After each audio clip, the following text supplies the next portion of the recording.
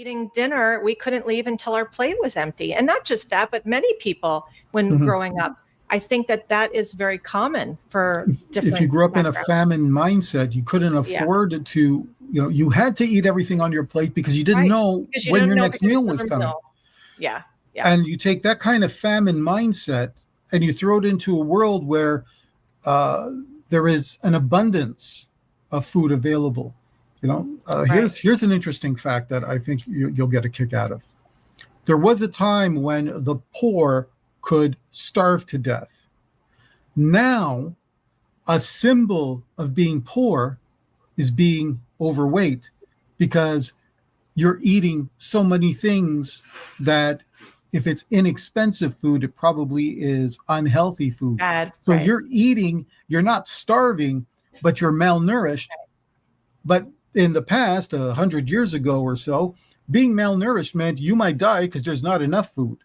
Now we have more than enough inexpensive, but malnourished 99-cent burgers at McDonald's or Burger King, right? Where you're not getting the quality.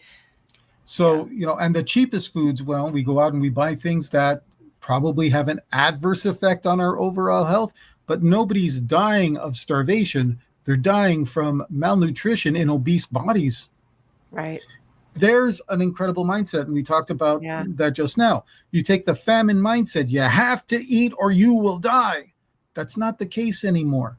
Now there's an entire movement about fasting, and you can fast for days and not die.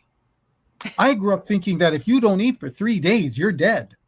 Right. That was the message that I received. Now you can fast for 3 days, and all you're going to do is clean out your body, reset your metabolic, like imagine that.